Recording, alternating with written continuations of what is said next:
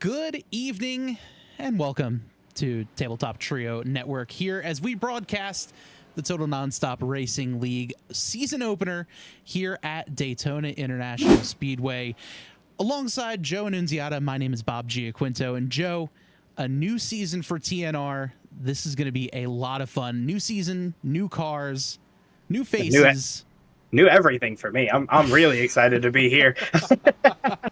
Yeah, your first real full race doing any sort of racing, broadcasting in general. So I think this is going to be a lot of fun for the both of us and for everyone else watching as the season rolls on.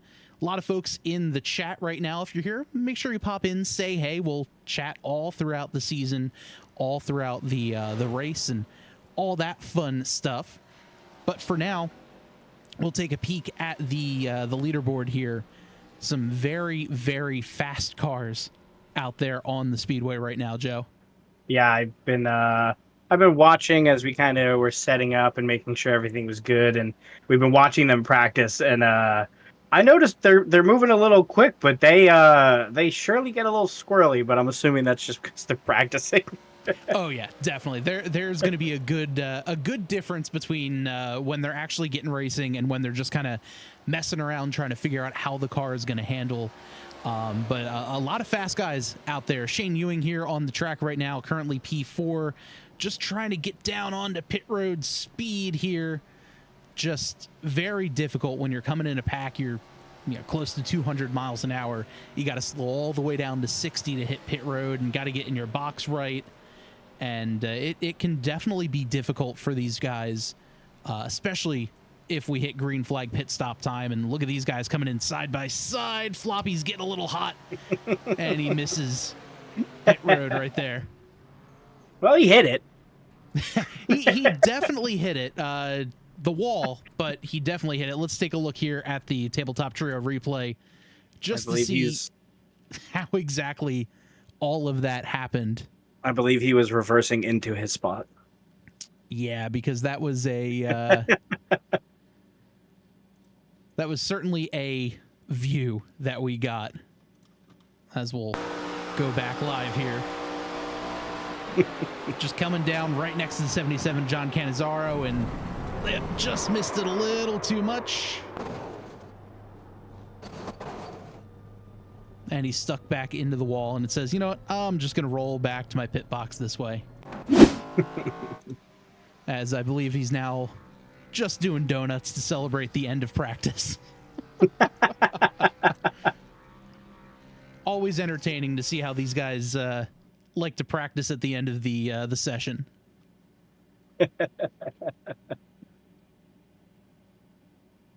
Garrick Leeson in the chat saying, let's have a good one, everyone. Thanks for checking in, G. Good luck out there on track.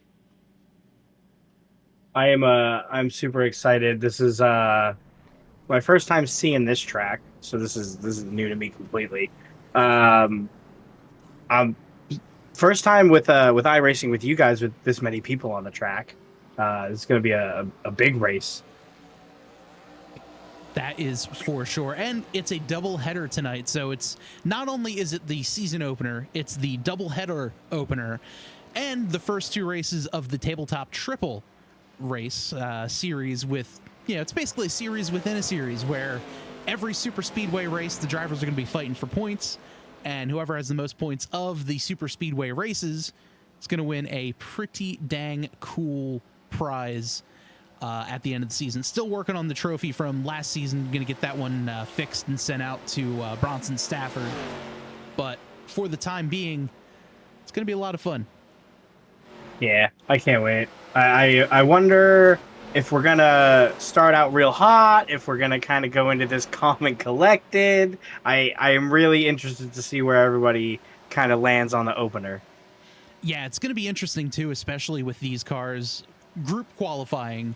So if you pick up a single incident point, your lap is not counted. And when it comes to drafting, bump drafting is definitely involved. You just kind of have to get there. There's almost like there's a bubble of air that forms right beneath the car in front of you, and you kind of get in that bubble and just push the car as fast as you can. And we'll see right here as we ride on board the 28 of Jamar Dumas where, you know, he's getting a bit of a push from Philip Scott. Scott says, all right, I'm getting a move. I'm going to get going. And now he's got the 88, who is Landon Burbage, right behind him. And now we're getting a little pack forming here in qualifying. Will Ratliff on the board first with a 48.01. More guys coming in. You're going to see this pack just start picking up more and more speed. 2.5 minutes left here in qualifying. Shane Ewing is going to go to the top of the board at a 46.17. There's Shane in that yellow and gold 32 Ford up the top line. Getting help from the 82 of Tim Johnston. Yeah, I see him starting to collect, So how many laps are in qualifying? It's a 2-minute session, and you can take as many as you need. In the chat, Garrett says, never seen Daytona get Peter Short back ASAP. Don't worry, G. Joe will not be here the next 2 weeks, so we're fine. I'm sorry. As we ride on board here with the 32 of Shane Ewing, just keeping an eye out on the guys in front. Philip Scott there as well. Jamar Dumas just goes to the top of the charts with a 45.71. And as we say that, Noah Blackwell, he's going to go to the top at a 45.37. And right there, that group of 4 cars, there's Noah right there at the tail end. You just kind of, you catch that group and it gives you an extra bit of a speed boost. And that very well could mean pole for the 59 machine, his first race here with TNR. So I noticed that the cars were hitting about 190 to 197. Is that the bump draft is where you get that extra, 5 to 8 miles an hour? Yeah, just kind of being in draft. Basically, the first car acts as a wedge through the air, and everyone behind it has a little less air resistance. And because of that, they can go faster, which is going to push the car in front of them to go faster. And the thing is with these cars, especially with the bump draft, these cars are different than any other NASCAR series car where the front end is lower than the back end of the car. So you're going to get that front end almost like a wedge, gets up and underneath the back end of the car in front, lifts the rear tires off, and is just going to send it off into the wall. So you can't really bump draft aggressively with these cars, but you just have to get into that bubble, like I'd mentioned, just to kind of push the car forward and use the air to get them faster.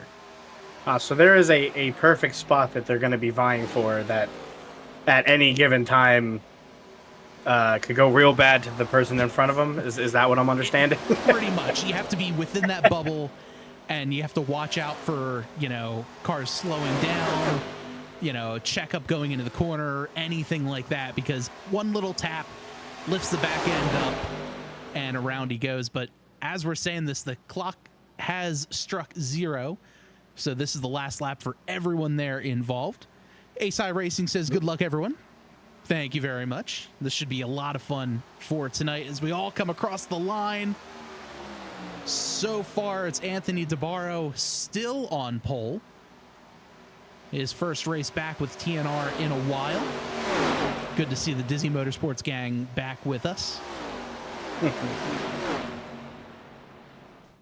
Love that. As we got a big wreck there at the end of the race. I believe that's the 61 machine of Bronson Stafford. Went for a little adventure there. Very quickly became a helicopter. Couldn't sustain the lift. Well, the airport's right there off the backstretch, so I think that'll that'll do it. As we'll get back to live action. As the field is getting ready to be on the grid eventually, we'll be able to switch over to the starting lineup. Let's take a look here at tonight's starting lineup presented by the Tabletop Trio podcast. Anthony DeBarro on pole, Shane Ewing in second place. Inside of row number 2, Noah Blackwell in the 59, and on his outside, the 79 of Danny White. Row 3 gets us Josh Kreider in the 06, Brian Underwood in the 6, starting 6th, Jamar Dumas, Philip Scott in row number 4. Rounding out the top 10, Landon Burbage, and the 43 of Johnny Williams. Great qualifying effort there for Johnny. Row 12, or in row 6 rather, P11 and 12, Tim Johnson and Farrell Robbins in those positions right there. Adam Stewart 13th, Jason Schue 14th, Mitchell Adams in 15th, Mike Floppy Tellier 16th, John Canizaro Jr. 17th, Brandon Bookwald in 18th, Jeff Price in 20th, Jordan Kreider there in 19th as well. Will Ratliff 21st, Nick Cohan in 22nd, Josh Daniels 23rd, Jonathan Gaston in 24th. Bring up the back half of the field. Luna Albright in 25th, Bronson Stafford 26th, Chris Cabot in 27th, Garrick Leeson in 28th, and Robert Tripp rounds out our field of 29 competitors here for tonight's race. Joe, this one is going to be a ton of fun tonight. I cannot wait to get this thing started. Yeah, I was going to ask who you think your front runner is, and then I remembered that it's the season opener, and we really don't know. It is definitely going to be an interesting race for sure. There's going to be a lot of just differing strategies. There's going to be green flag pit stop in this race at some point, but we're definitely going to see a hectic fight of a race as this one goes on tonight. Yeah, I'm super excited to see how it kind of all rolls out. Yeah, as the field is starting to pull off the pit road right now. Next time they head into turn 1, they'll be getting up to speed, and we'll be ready to race here as the field just starting to get squared away. Really funny to see all these kind of older NASCAR style cars with like a brand new Mustang in the front. There's just something special about the Gen 4 cars. It's the one I always remembered because that's kind of like the last time, I guess, when I was younger, when I stopped watching NASCAR. So it's kind of like, to me, the quintessential, like, that is NASCAR. Yeah, definitely. I mean, and there's a reason this body style has a soft spot, for lack of a better phrase, in NASCAR fans' hearts, where this was kind of the way a lot of folks got into watching the sport, and definitely a ton of power, not a whole lot of aero, easy to lose control of the car, just a very, very fun race to watch for these cars. And that's why TNR is back running these. They're a ton of fun, a lot of power involved, takes a lot of skill to be fast at these cars. So we'll see here as the pace car getting ready to pull off, and we will be going green shortly. Pace car heading down pit road. Anthony DeBarro, Shane Ewing on the front row, leading the field to green. Green flag is in the air, and we're racing here at Daytona. Everyone looking pretty clean so far off the bat. Everyone just trying to get in line, keep it clean, nothing too wild and crazy here, as we're all 2 by 2 by 2. Mike Tellier goes to the inside. He's going to duck down and tuck in line there on the inside. I'm wondering what everybody's mindset is right now. How close could I get? Are they nervous? It's your season opener. You know, we're not even a lap in. Do we get close? Do we get closer? Too far? I see someone went 3 wide there. Yeah, that's that is definitely one of the drivers to keep an eye out. That's the 97 machine of Mike Floppy Tellier, where, you know, a lot of people will call him the Canadian Dale Earnhardt for good reason. He is a master at these super speedways and is just a very talented race car driver in general. Put him in the draft, and he's definitely the one to watch here. It looked like the 35 of Robert Tripp might have gotten a little squirrely there. I noticed during when like we were watching them practice, when you come out of the turns, I guess because there's so much power in these engines, if you just tap the gas a little too hard, you spin out. Yeah, and with these cars too, aero is such an important aspect of these cars. It's very difficult to keep a handle when you're going 200 miles an hour. Yeah, it also makes sense. Yeah. I mean, like you were saying, all those cars have their own kind of with the bump drafting and everything else. I could imagine trying to go on the inside, hitting a wave of air, and then having to correct that without spinning or losing control. Seems like it could be a difficult task. That is for sure. And 3 laps into this one, everyone playing pretty fairly with one another. Just let's see, 21's moving up pretty quick. 21 machine is Nick Cohan. He's moved up 17 spots since the drop of the green flag. It doesn't quite look like he's done. Not at all. Here's Philip Scott all the way up on the outside. Ninja Phil not going to get a lot of help, but I don't think that's going to affect him as he's going to make a charge. They're 3 wide heading into turn number 1. Oh, this could only get more interesting. And the thing is with Daytona, it's a much more narrow track than Talladega. And yes, 3 wide is definitely doable. It can get a little sketchy, but with how good of drivers these guys are, 3 wide shouldn't be too bad. But once the laps kind of close down, it could get a little dicey. 40 laps here. We're going to do another 40-lap race immediately following this one. But out front, looked like Shane Ewing was able to lead that lap, and he's, I was going to say he's dropped back to 3rd, but he's still on the front row. Yeah, we've got a little bit of a parade happening in the front there. Yeah, on board right now with the 79 machine of Danny White. Just kind of bouncing between 1st and 2nd and 3rd. But everyone else just kind of minding their own business. Robert Tripp, because he got loose there a couple of laps ago, a little bit further back in the field. I see 27 Anthony DeBarro fell behind just a hair. Oh, a little bit of tapping. Just a love tap. Just a little love tap there. It looked like Jason Schue might have gotten a bit of a tap from the 88 of Landon Burbage as we ride on board with Schue. I'm surprised that the cars on the outside are able to hold the same position as the cars on the inside. Because I know usually, you follow the line, which is always, closer to the inside. But it seems like that doesn't seem to be the case here. Yeah, and it's one of those things where, as the 69 machine has caught the wall just a little bit. Garrick Leeson in there as well. He had a little bit of trouble, but they're all able to keep that one green. And they're going to keep going there. But yeah, Joe, and as you had mentioned, a lot of times, trouble! Oh.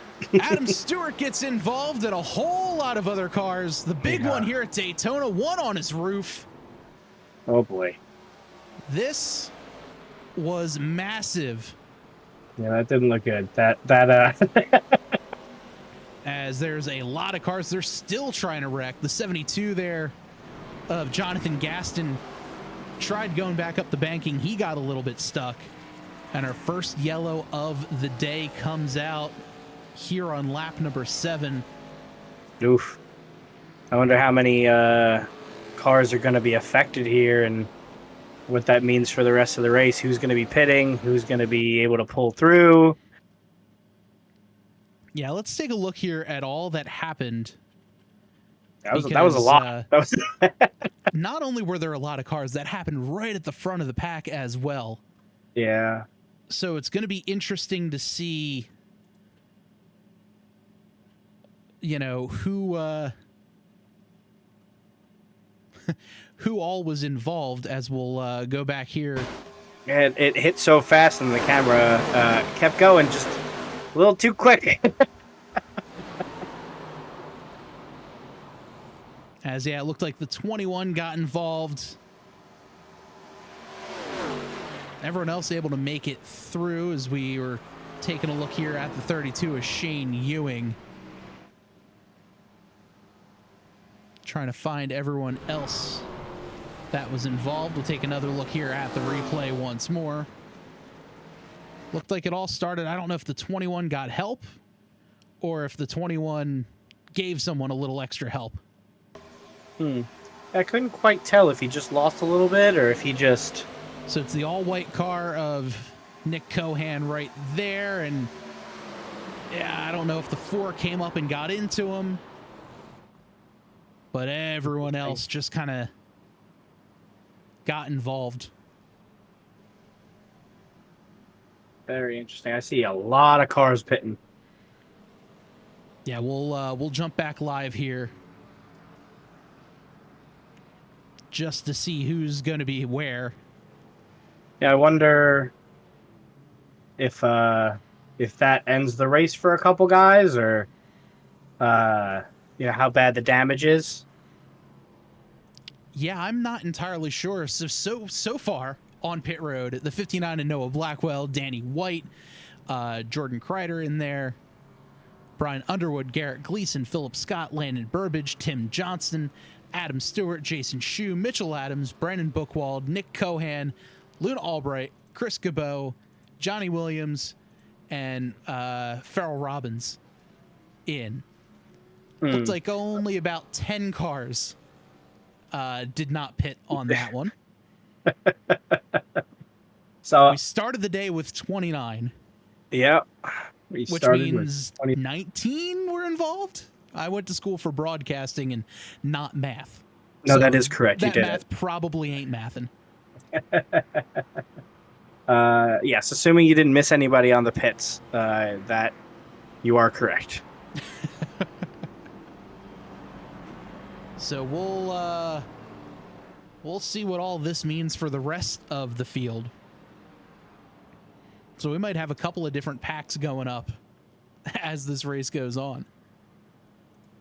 Yeah, I wonder what that's going to mean for the rest of the race. Who took damage? Who is going to have a little bit of a harder time with vehicle damage and aerodynamics, and what that means for the rest of the race. Yeah, and I think the big key for this is for the guys who only got a little bit of damage. As long as they don't have engine damage, I think they're going to be okay as long as they're still in the draft. The minute they lose the draft, or if they have a bad start, or if the guy in front of them has a bad start and they fall back, they might be stuck and just kind of have to limp around for the next 30 laps. But for the guys who have engine damage, they're going to need to stay in the pack, and even then it's going to take a bit of a miracle to get back in with the pack. So I think a lot of these guys are going to say, all right, let's see how many points we can pick up now and just go for it in race number 2. Got it. Yeah, that's interesting. So with the points, how is that looking for this race for those who are either new or... They're going to be running the 1997 NASCAR Cup Series point standings. So 100 and something points for the winner and less there. Every lap led gets you 5 bonus points. The pole got you 5 bonus points. And leading the most laps gets you an additional 5 bonus points. So it's really going to reward the folks who can run out front, who can hang out front for the longest. But we'll see as we're getting ready to go back green this time by. Awesome. So, if I'm not mistaken, it looks like 1% dropped. Yeah, taking a look here, looks like we still have 2 people on pit road. We'll throw up the track map here in just a second, just to see where everybody else is on track. Yeah, looks like 2 cars on pit road. A couple of cars either damaged and well off pace or just trying to play catch up. Mhm. But the pace car is in. We're going back green here. 11 laps up on the board. Green flag back in the air. Bronson Stafford gets a great jump. He's going to jump in front of his pseudo teammate Mike Floppy Tellier. Very interesting. So are there other racers here that have teams or pseudo teams or? Yeah, I mean pseudo teams. It all kind of depends on who's who's in which Discord. Drivers or the with guys benefits. that wind up working together. Yeah, pretty much. But a great move. Look at the 27 Anthony DeBarro. He's getting a massive push from his Dizzy Motorsports teammate. The 32 is Shane Ewing. Ewing on the outside. He's now getting help from the 02 of Daniels. But DeBarro right out on the point yet again. He's got Bronson Stafford right on his back bumper. This is looking very interesting. I got to assume that they're going to be a little bit more cautious coming off of that yellow, but I could be wrong. Well, they say sometimes cautions will breed cautions. So it just kind of racks them all up and gets them all closer together. However, with the amount of cars that are damaged and off the pace, we might be seeing a little cleaner race up until the last few laps to go. Well, that is interesting, as I noticed when we bump 82, so maybe not. Maybe. Yeah, a little bit of contact there between Jamar Dumas and Tim Johnston. But all is well. They're back racing and still staying on, still staying pointing in the right direction with all four fenders on. That's always important here at Daytona. So, I noticed the 97, if I am seeing the damage correctly, or if those are just decals. If that's damage or if those are just decals. I'm assuming he's good since he is able to kind of keep up on there. Yeah, I those see that are they are all, doing 200 miles an hour. Yeah, all decals there is Tellier right on the back bumper, the 61 of Bronson Stafford. Those two always up front. Stafford, like I'd mentioned in the beginning of the broadcast, the winner of the Tabletop Triple last season in the Truck Series. So he's looking to repeat yet again here at Daytona. As you'll see on the bottom of the screen, Robert Tripp heads down pit road. Looks like he might have gotten a little bit of damage fixed there. It is wild to me that they're hitting about 200 miles an hour on the straights, but then also like 192 in the curves. Oh yeah, that is the genius of Daytona. High banks, able to maintain speed, wide corners, able to carry that speed without needing to slow down. You just flat foot it and hope the dice roll in your favor. Yeah, I wasn't really noticing.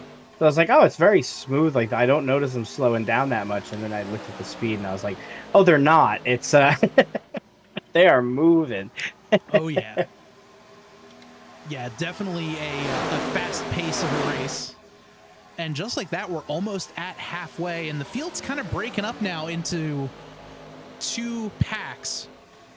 We got the first 8 or 9 cars there. We have Jeff Price right here in that number 39 machine. And then bridging the gap is the 95 of Will Ratliff. And then behind him, they've got a pack of about 5 or 6 cars led by Danny White in that number 79 Jack Daniels car. They're all kind of working together. And then another pack here with the 88, 49, and the 3, but they're kind of catching the draft and sniffing the draft of the guys in front.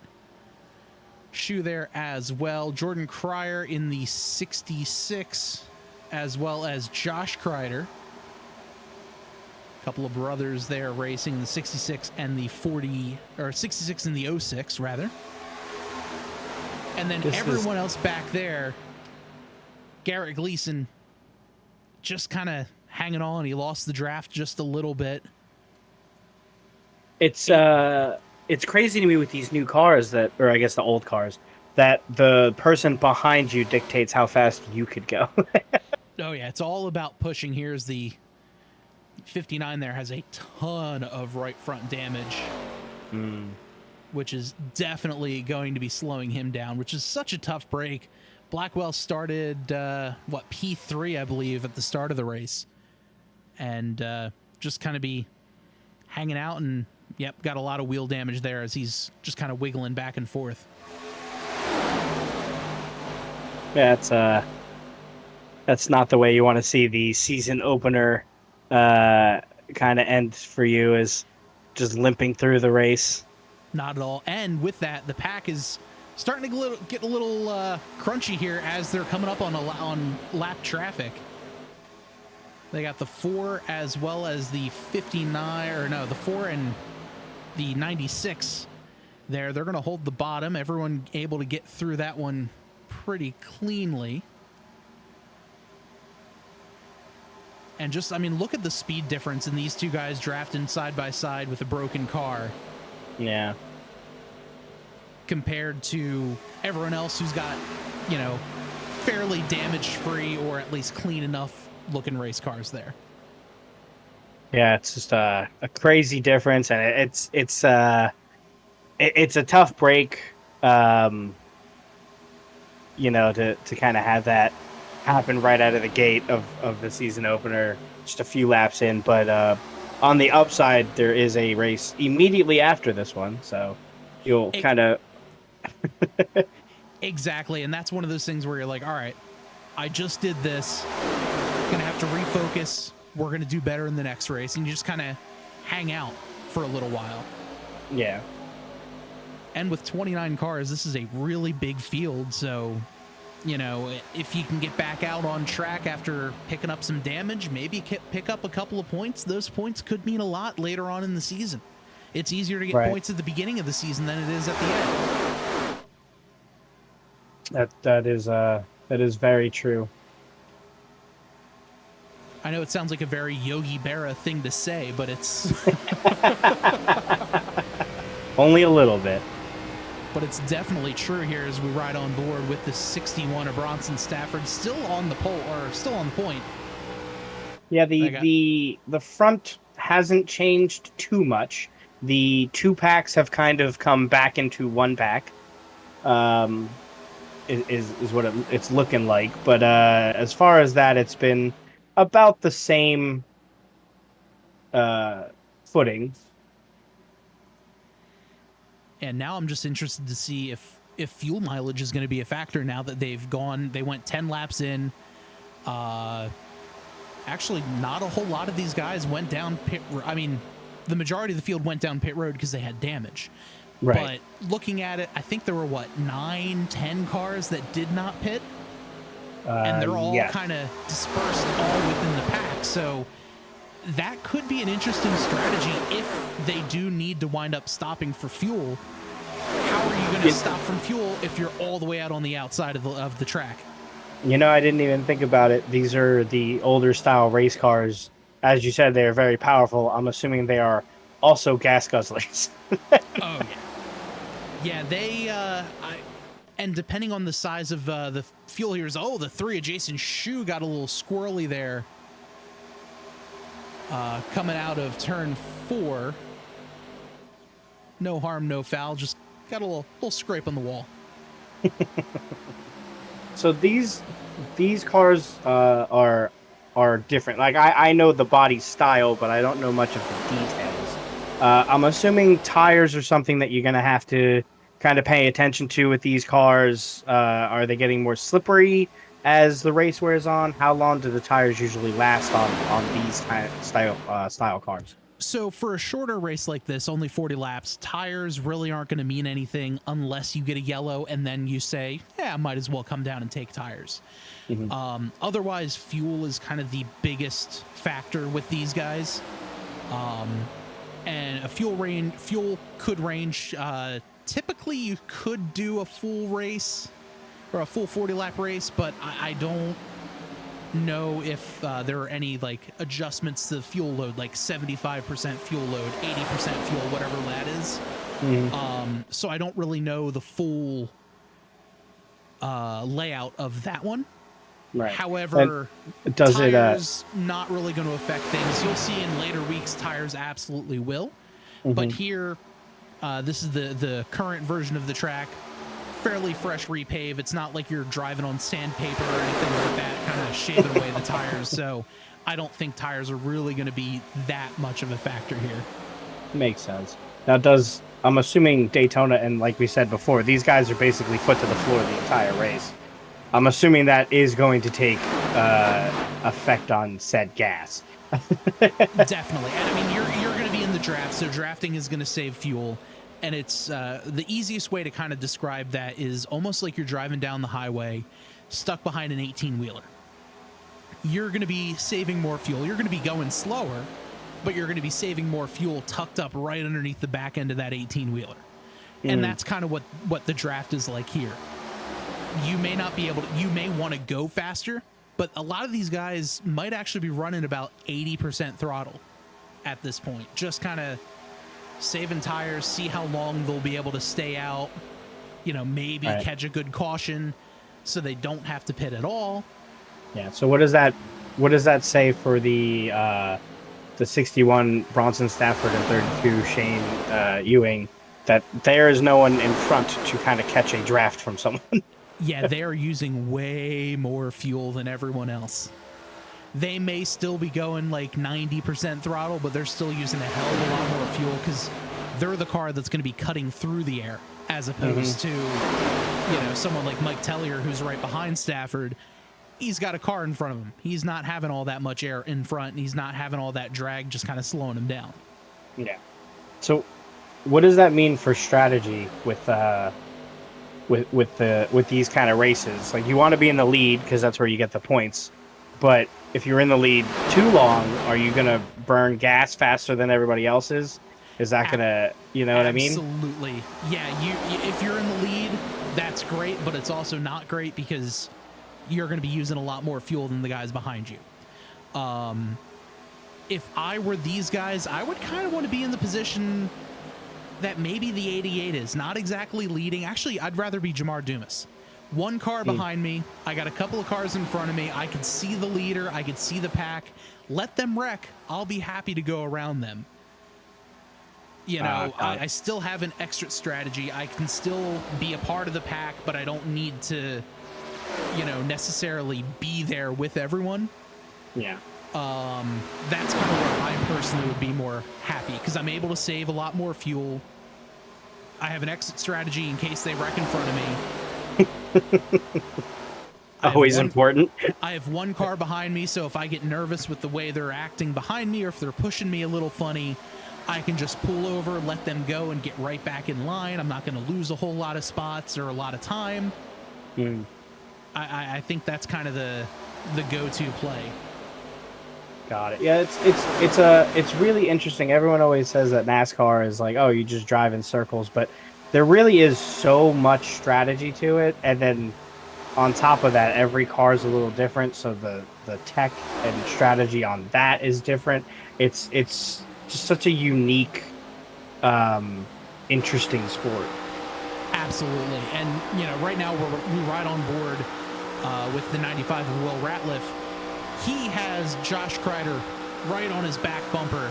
And you see here, he's not exactly touching the back bumper, just right close enough to move that bubble of air like I was talking about, just to move it up in front and see how he got that much closer. That pushed the 95 ahead. And now he's going to slow down a little more in the corner. He's going to get a bit of a run, and he's going to catch right back up. It's such an interesting concept. I would have never thought that, like, I'm driving, the guy in front of me is going to dictate how fast I'm going. Like, the guy behind me is going to dictate how fast I'm going because I got my foot to the floor, but you're going to draft me up to go faster. So right here on the roll bar of the 32 is Shane Ewing. Ewing's got a couple of lap cars that he was able to get around fairly easily. Now he's got the rest of the pack looking behind him. That's the 82 of Tim Johnston. Nice Pontiac Firebird right on the hood of that machine. Gotta love it. That just, if that doesn't scream 2004, I really don't know what does. as we ride on the roof of the 32. That's your main pack right there. Kind of splitting everyone off is just after Jamar Dumas. Looks like Jeff Price leading the second group. Jeff right now in P11. Coming up to 10 laps to go. Fuel could be interesting here as the lapped car of the 59 machine just pulls over and says, all right, go ahead, guys. You're good. Yeah, I'm really interested to see what the fuel situation is going to be. We're in lap 31. We got 9 to go. I wonder if it's going to be starting, like, when is the be a little bit more aggressive gonna start happening? I think we might start seeing it soon. I think they're starting to spread out a little bit more. We might see, you know, some splash and goes. These top 3 guys here have not pitted. Mm-hmm. So, you know, they might be sitting here saying, all right, we're either going to checkers or wreckers, or we're going to pit, get some fuel. As long as we pit together, we should be faster. We'll be able to push each other a little bit better. And, you know, hope for a caution or hope someone runs out. But... you know, this is a genuine question. I don't know if these guys have enough fuel to run the whole race, especially the guys who did not pit, and especially more so the guys who are out front. Right, the guys who have been out front. It's going to be really interesting to see the ending to this race. What's going to happen? Got a couple of lapped cars coming up. They're pulling up right now to the 4 of Adam Stewart. A couple of guys on pit road still. Adam pulls over and lets the field go by. Good on him. They've got a couple more lap cars up ahead. They have the 43 of Johnny Williams, as well as the 02 machine of John Daniels to contend with. They're going to catch him. Gosh, might even be coming right out of turn 4. As when the they're races into 3. Now, what is the etiquette for you know, lapping someone? What do you pull over? Do you kind of just let them by? Basically, hold your line. Oh, Jamar Dumas gets a little bit of help. The 25 of Chris Cabot there as well. They stay green. As we'll take a look here at what happened on the Tabletop Trio replay. Just saw a bunch of grass is all I caught. That was certainly interesting, as we'll take a better look here at all that happened. Eventually, there we go.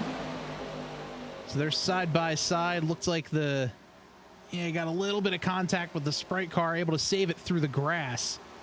Because if he went down pit road, that's a penalty and a half. Really? And pretty much a race ender, even though I'm sure the admins would clear his black flag and say, all right, no, you're good. Clearly it wasn't intentional. Yeah. I will applaud his recovery. That was got right back into the thick of it. And because of that, Dumas lost a ton of time and a ton of spots. He's back in P14 now. As they're 3 wide there. Oh, Schue catches the apron a little bit. He's getting a little squirrely. Somehow he was able to save that. That was incredible. The front of the pack is not as interesting as the back is at this point. It's still looking about the same over here, but the back seems to be there's some interesting things going on back there. Well, as you're saying it, we are in crunch time now. 5 laps to go. This could certainly be an interesting race. Yeah, I'm wondering. Stafford got a little squirrely. You might have gotten some help from the 97 of Mike Tellier. Yeah, I'm wondering if that 97 and 82, if they're going to be starting to try to make moves, go 3 wide, go outside, inside. I'm wondering what So we do have the out of bounds line here at TNR where you cannot pass anyone below the yellow line. So you're going to be looking towards the outside. And look at this 97 right on the bumper, 61. Little bit of a tap there. That's okay. Anything more, though, you're going to wedge up underneath and lift the back end up, and around they go. I'm noticing the bottoms of these cars are very clearly designed for turning with that weird looking suspension steel thing they got going on down there. Yep, that's the track bar mount to help adjust the height of the right rear tire. And oh, the 97 gets picked up just a little bit, sent back a little more.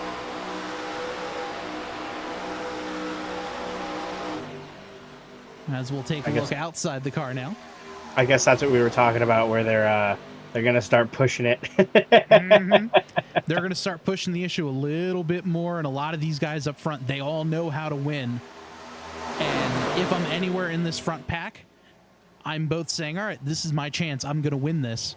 But I'm also saying, all right, I'm probably going to end upside down on my lid. It's only two ways it could go.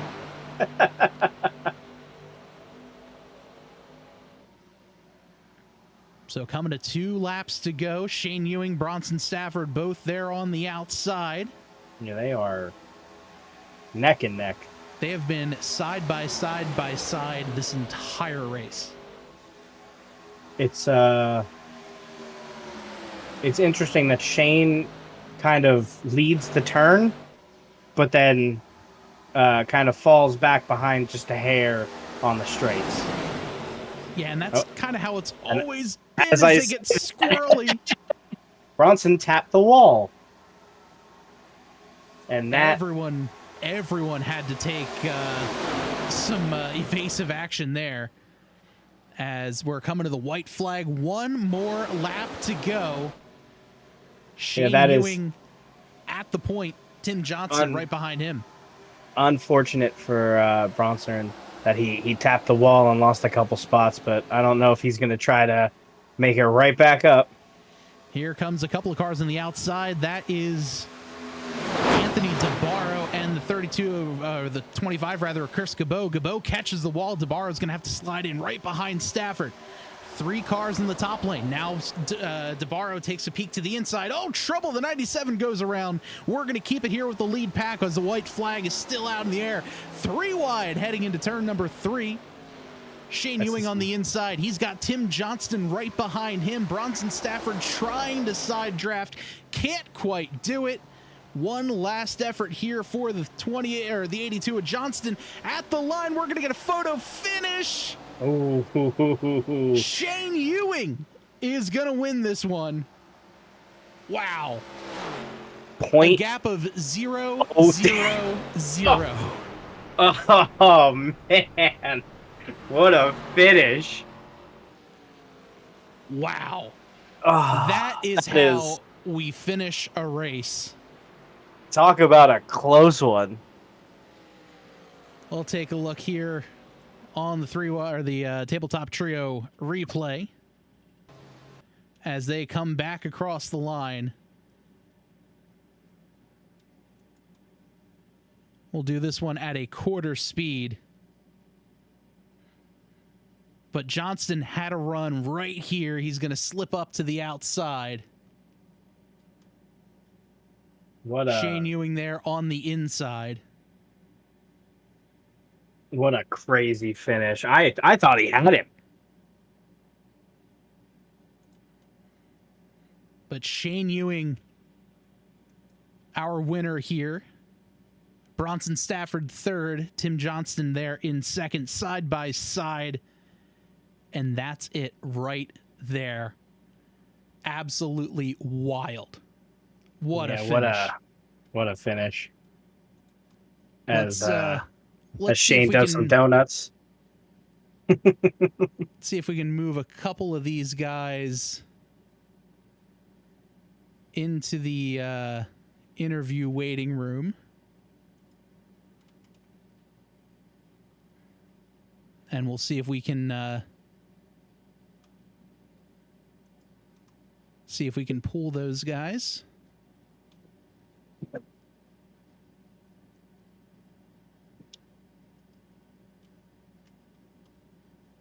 Let's see if I can move them in. Bear with me 1 second here as we're still trying to figure our all of our stuff out. First broadcast and all. Yeah, it's what a way to start it. So I'll take interviews 3 and 1, and Joe, if you want to get our second place finisher, I'll pull our third place finisher in right now. And joining us here in the broadcast booth, finishing P3rd, Bronson Stafford. And Bronson, what a finish! Take us through those last couple of laps, leading a lot of the race, but coming up just a little short, finishing P3. Yeah, we started like 26, and I got it in qualifying and wrecked it, so I didn't even get any real time, so it was just kind of figuring it out. We got the lead, and unfortunately, we caught lap cars with 2 to go, and like literally 5-6 laps ago, Mike and I were talking, I was like, you can't go 3 wide anymore with how tight it is, and then we were forced to do 3 wide, and I think the whole top line got the wall because of it, and just not enough time to regroup it and get it back. So it was fun. Like the Gen 4, I don't know. It's really, really tight now though, which is weird. You know, I was going to ask because we did see a lot of guys getting super tight, especially coming out of 2 and 4. And I'm assuming that was definitely felt in the car there. Yeah, I honestly, I felt like I didn't have a right front after about lap 25. If there was a caution, even with like a green-white checkered, I was going to pit tires on it because I think you could have been Dale Senior with tires. Like it was so tight. Wow, that's actually really good to know because I didn't expect tires to really be a factor here. But Bronson, before we let you go, first, congratulations, and do you have any shout outs to give our viewers here? Scout Motorsports team. We always run good at these types of tracks, and Mike and I were zooming once again. Obviously, it's nice to see a broadcast come back with you sacrificing racing though, which is a shame. But obviously, you know, we appreciate it. We fun. I'm not running this season regardless. Really, like I just showed up tonight because I like super speedways, but we'll see what races I run, and we'll see what happens. So it's cool to have broadcasts with you guys, and obviously Mike and Garrett. They've been doing this for so long now, and it's still going. Fair enough. Well, Bronson, congrats there on P3, and we'll get that trophy for last year's Tabletop Triple sent out to you as soon as we can. Yeah, eventually. Congrats again, and looking forward to seeing you out there in the next race in just a couple of minutes. Yeah, thanks, guys. All right. Well, that is our third place finisher, Bronson Stafford. We'll take a look here and chat with our second place finisher. I believe, Joe, you've caught up with the 82 of Tim Johnston. Yep. Hey, how are you? Crazy finish there you got, Tim. Yeah, that was a lot of fun. Got a little damage off that first wreck, but I was able to get, I think it was only about 30 seconds repair. It was in the right rear. So got that repaired and then just kind of stayed up front and tried to go for the win there at the end and didn't quite have enough. Yeah, I really thought you had it. What was it? 0.002 seconds. Crazy photo finish. I noticed you were kind of a little behind, and then you kind of just snuck up there. How did you kind of get your way into that? Well, I was trying to kind of try to save a little bit of right front heat. Because I was noticing, you know, being on the bottom, you had to lift a little bit or you push right up into the second lane. So I was trying to kind of save a little bit, but, you know, the 2 laps ago, white flag comes out. It's time to go for it. And I think what may have helped me get to that position were those lap cars running low. When we went up to the middle, it seemed like it messed with the air a little bit with the guys that gave us the middle lane, and they kind of brushed the wall and lost some momentum. So, but yeah, like I said, it was an absolute blast. That's yeah, it was a crazy finish. We were following you, and I was like, oh, he's in the middle. I don't know. And then all of a sudden, you were right in the front, and I really thought you had it there. Do you have anybody you want to shout out or anything you want to Just say?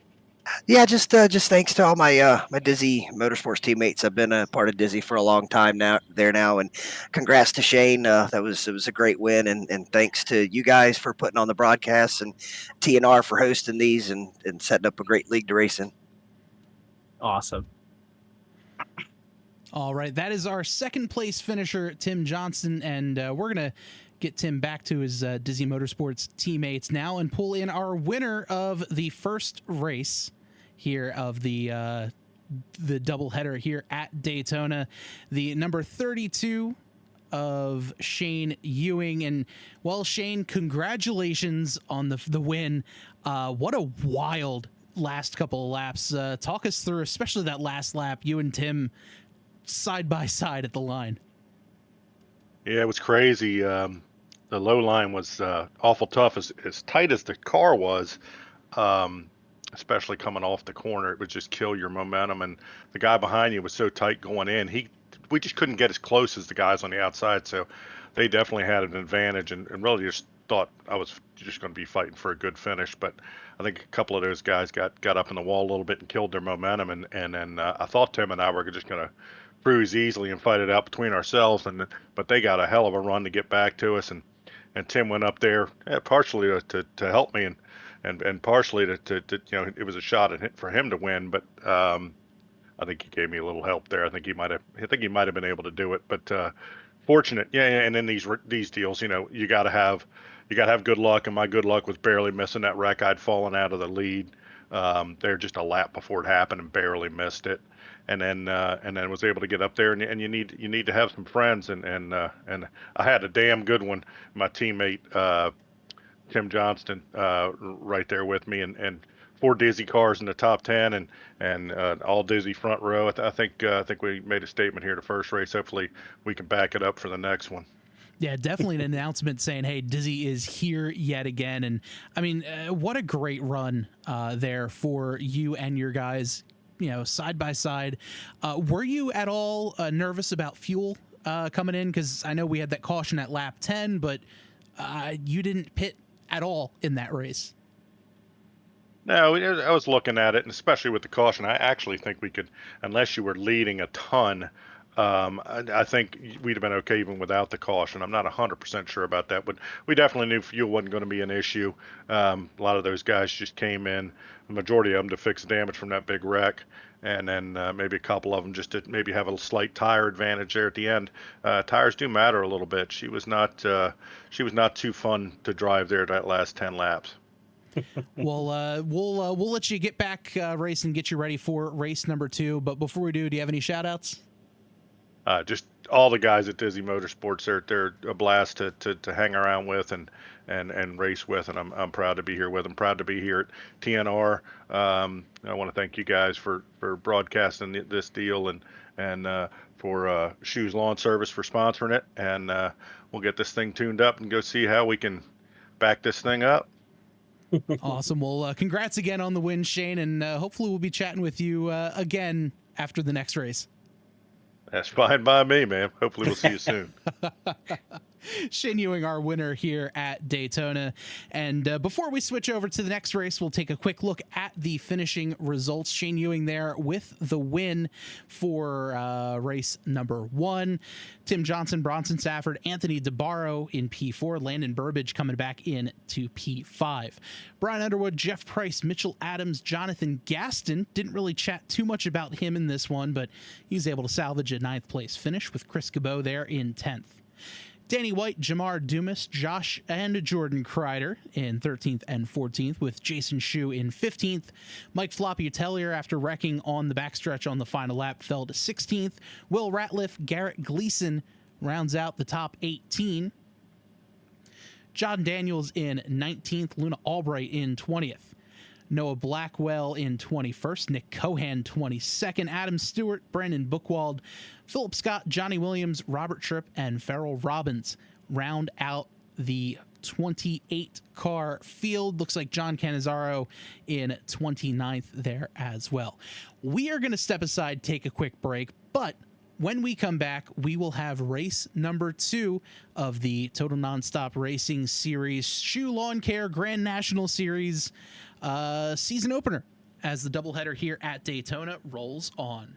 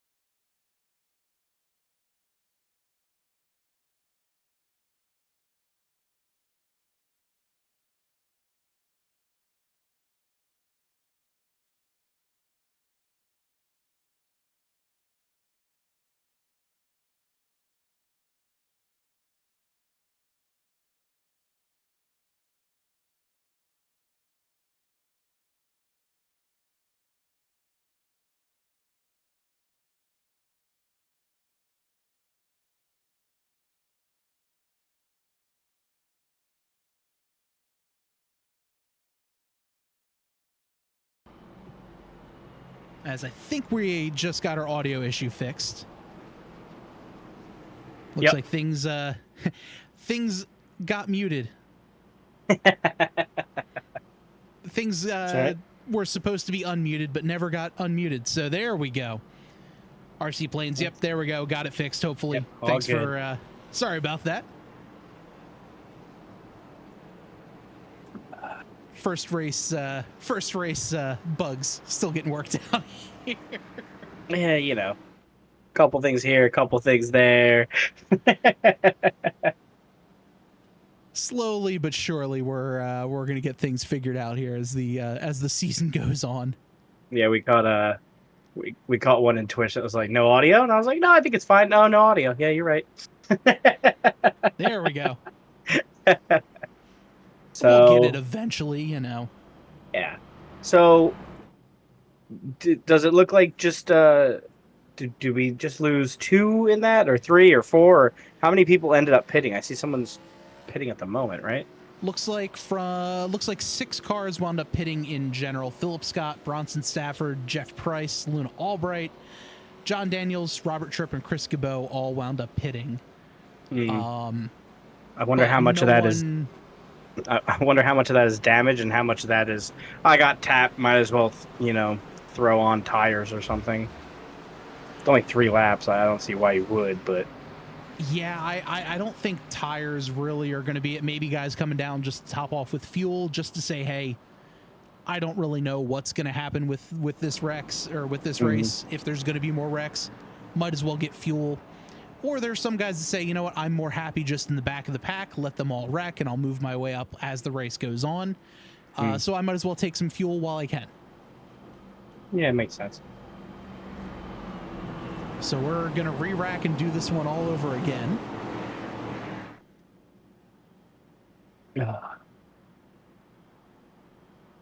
Fantastic camera here from the track cams for Gourmets folks. Yeah, these are awesome shots. This is a great shot right here on top of the catch fence as everyone flies by.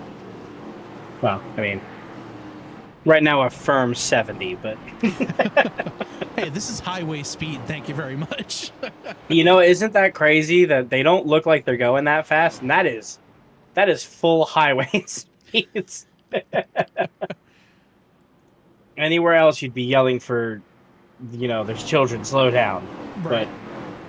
But here it's like, I don't even think they're going that fast. But RC Plains says pitting now is a very Philip move. I agree. Just kind of getting himself ready to go, kind of waiting for everything else to hang on and getting himself in position for later on in the race. If you missed it, Philip was caught up in a lap 10 wreck in the first race and just kind of had to trundle around at the back. Meanwhile, here out front, pace car is off. We're back green, starting off lap 5 here at Daytona. Race number 2 of the Daytona doubleheader here at, Daytona. Not a great start for the 28 of Jamar Dumas. Tim Johnson out front. He's got the 29 and Noah Blackwell in behind him. Mitchell Adams there as well. Adams going to get a run pushed up to the outside. He's got Jamar Dumas right on his back bumper. Everyone else jockeying for position down the back straightaway. they're right now a little bit more spread out than the normal we've been used to. I guess once we hit a couple turns, it's all gonna kind of suck back in and be right back to where we left off. Yeah, a couple of 3 wide in the middle. That's Nick Cohan. He's got Jonathan Gaston to his right side. Green and white looking machine. Love the color combo. Yeah, some fantastic paint schemes out there. I love the Trevor Project car there towards the back. Yeah, there are some classics here that I am all for. Love the Sprite NASCAR. It's one of the ones when I was a kid I had the little diecast car for. There's just some great ones here. There's some great originals I see that are created. I just love the creativity. Love the the way they look. Yeah, very cool to see a lot of these cars, and it's also pretty cool to see that they brought out a second car for these different paint schemes. The 06 had a different scheme for the day race. Now he's got the Trevor Project on there, which is a very fantastic organization as well. Good to see that one on a race car racing tonight. I see Shane is not so subtly sneaking his way very quickly back up to the front. Yeah, Shane Ewing just said, all right, guys, I'm going to lead this middle pack, and I'm going to take it up to the front. Not a whole lot of help as well. He's got about a car length between him and the 28 of Jamar Dumas. As they're just kind of riding right now. He's got the 88 to his inside. Ewing trying to get the side draft going. Got that one on Blackwell.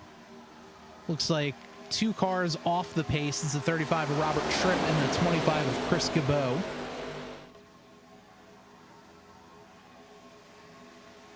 So interesting to see kind of the strategy changes between the 2 races. Yeah, just to see, all right, the first one, kind of a feeler out, like, okay, I know what my car can do now. I know what the tires are going to say. You know, I know how all this is going to work. Time to be a little more aggressive now. Yeah, really going to be interesting to see what happens in another, I'd say 10 or 15 laps, because they were saying a couple of them, a couple people were saying that the tires got a little slippery on them.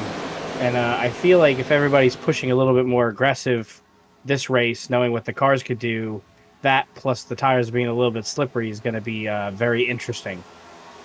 Yeah, I think that's going to be... And I think, too, Whoa. That was the big surprise, is the 88 just kind of hits the air brakes, and because of that big checkup behind him, everyone able to keep it going in the right direction. The 06... tried for a block, wasn't entirely sure what was going on there. Now he's just trying to stay on the draft, and he's got the 8 right on his back bumper.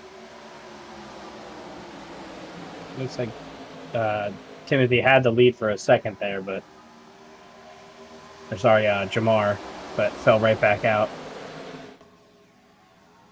Yeah, everyone's side by side right now, back at the front. Tim Johnson has it by about 0.03 of a second.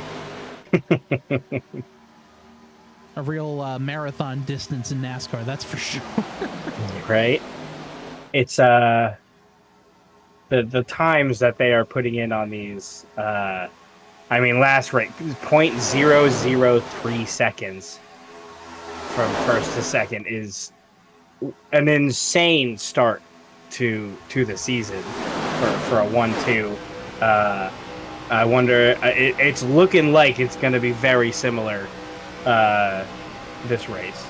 Yeah, definitely. And taking a look here, I mean, wind is 11 miles an hour. I mean, it's 89% humidity, 77-degree temperature, cloudy skies. There's going to be a lot more grip in this race because of the cooler temperatures. Compared to a day race. So I think we might see some speeds getting a little faster. I think it could very well be very interesting as you take a look here in the lower right-hand corner of the screen. That's got the driver's steering wheel trace. As we take a look at Jamar Dumas, look how cool he has his steering wheel. That is through there, and trouble. That's the 06 around in the background. That's John Kreider. We're going to keep this one green as he's able to keep it out of the wall. Yellow flag is out now. Let's take a look at all that happened, because it looked like there might have been a little bit more than just the 06. And I thought he saved it. So we'll take a look here. We'll get the camera angle going. Let's take a look here. It's the 06 machine, the top row. Looked like the 6 checked up, got in the wall. And, Adam Stewart got up and underneath of him. Oh. I don't know what took so long for that to turn yellow. I think because he was off the track, and it might have been a manual caution by the admins, because that was definitely a large enough wreck to warrant a caution. As we go back to live action, the 06 still there trying to catch up. And yeah, all because the 6 might have caught the wall just a little bit. That slowed him down big time. As the 25 Chris Cabot getting a bunch of damage fixed. Same with Adam Stewart, I mean, he was up and underneath the 06. We'll take a look at that one now on replay, because that was a wild ride that he saw. Yeah. I would say set it to a hood car or hood cam, but I think that's a little too much. Well, let's take a look here, because you'll see on this one, as we go to the broadcast, at the very top, 06 just comes down and around he went. And that was the cause of the yellow right there. Yeah.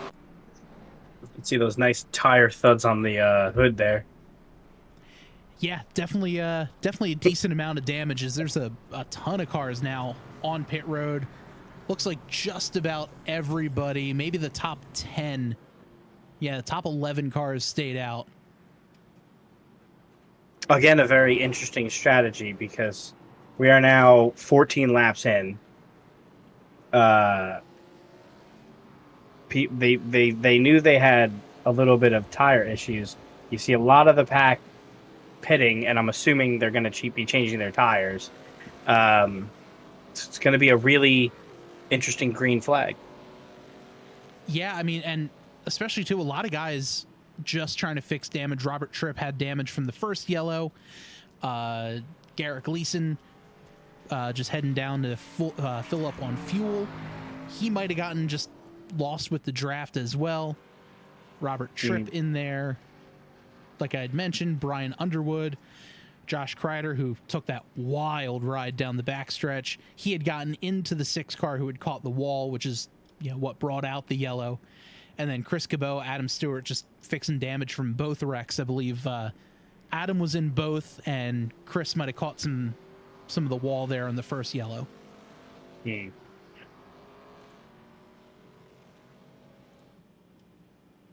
That's this is going to be a fun green with a nice split of who has what, who's fresh, who's not.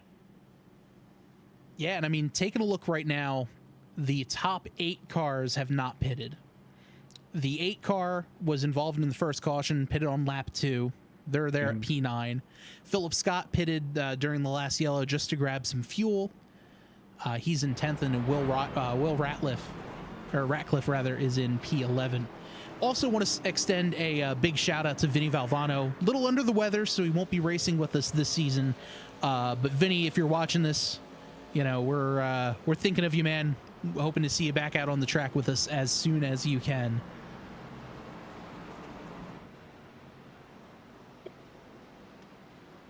So lights on the pace car are off. We're going back racing here. Tim Johnson elects to take the top side because he's got his teammate, that number 21 machine, Nick Cohan, right behind him.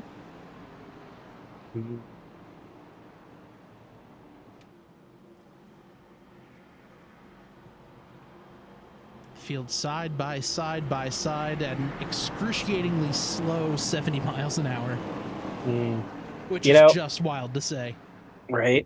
As you were reading the temperature before, I gotta say I am glad we are not there for this race.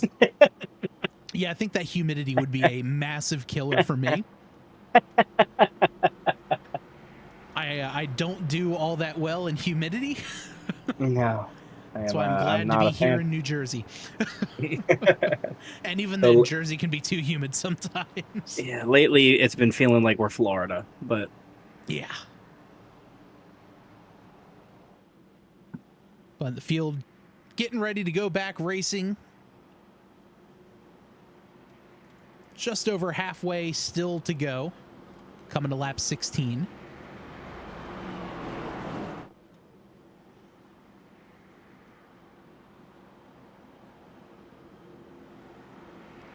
Pace car getting ready to make that hard left-hand turn. It really does make a really hard turn, huh? For no reason. It's just very aggressive. I feel like if you did that in real life, you'd probably roll it. Yeah, I could see a grip roll. Right? But as they're doing that, the green flag is out. Tim Johnston there takes the high side. His teammate Nick Cohan says, no, I'm gonna see what I can do here down low. He's got Jamar Dumas right on his back bumper. Here comes Shane Ewing, first race's winner. Oh, Jamar might have gotten a little bit of a push in trouble. Yellow flag out on the speedway. Looks like Jason Schue might have had an issue going back up to speed. And we'll take a look to see what happened there. Oh, a big wreck happening. As we'll pull up a camera angle for you. So there's Jason Schue in the Dale Senior car on the bottom. Looked like the 06 got into the 35 and Ooh. around everything went. I don't know if maybe Robert had a connection issue or what had happened. But that was certainly interesting. Yeah, what a... As we'll take a look and we'll ride on board here with the 35 car.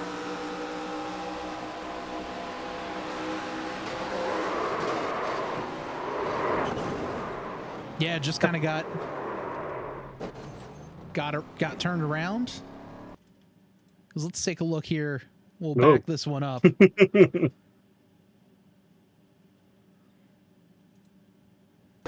a lot of spins. So we'll go at quarter speed right here. Looked like the 06 thought he was going low. 35 might have came down a little bit. And around he goes. It's crazy. That little tiny tap is all you need. Oh, the 6 didn't help. Definitely not. As we see the 35 and the 3 spinning around there as well. Just a hard lick. But back to live action here. 35 down on pit road. And now this brings that front of the pack again. Those front 9 that didn't pit. Are they going to now?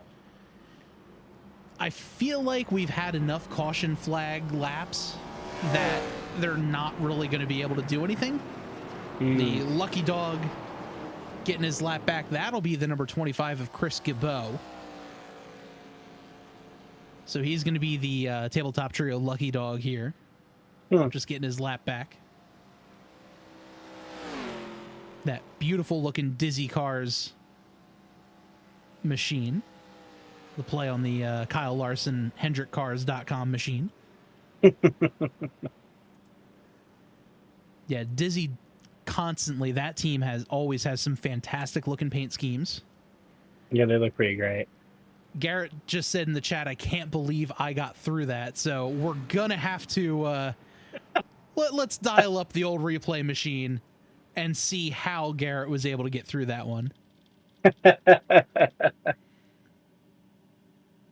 I'm sure he had a bit of a brown pants moment on that. I've been there all too frequently. Let's take a look on board as we ride here with the 7. May or may not have been there in racing. The Coleman's Care machine. So there's the 35. He gets turned as the 06 comes down, grabs the 3. 6 in the middle as well. The 02 coming down, able to dodge the 35. Oh boy. 3 comes up into the 49 of Mitchell.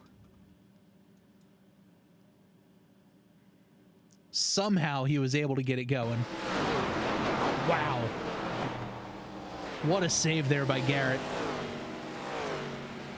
But as I was scrolling through the replay, we'll fast forward this one just a little bit. I think Garrett might have had an issue getting on pit road. I think we might have to deduct points on his save. Because I think he had an issue. Wasn't this time by. We'll throw on the replay here.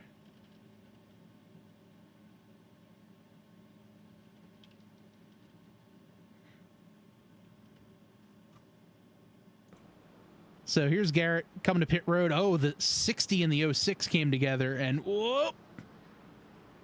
Oh, that's not ideal. That's, I can't even blame Garrett for it. Normally it would be Garrett's fault, but yeah, I can't even blame Garrett for that one. Yeah, I don't think that one's on him. But we're back to live action here. Lights on the pace car are off. We're going to go back green. 21 to go at the line.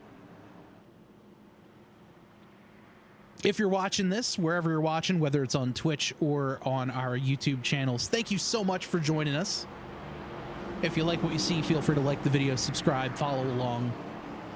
We race here at TNR every single Monday night. Broadcast goes up around 8 o'clock Eastern time. Qualifying at 8:05. Race at 8:10. Not all double headers, just for the super speedways that we're going to be running. Mm-hmm. I'll try to post a picture of the schedule on our Twitch, so it'll be on the it'll be there for you to see when and where the races are for you to watch. Got a lot of folks following along on YouTube. Thanks to Jimmy 6x, Ace High Racing, RC Planes, Jeff Price, all for following along on YouTube. Much appreciated. As we're back green. Well, we can definitely say they are a bit more aggressive this time around. Only slightly.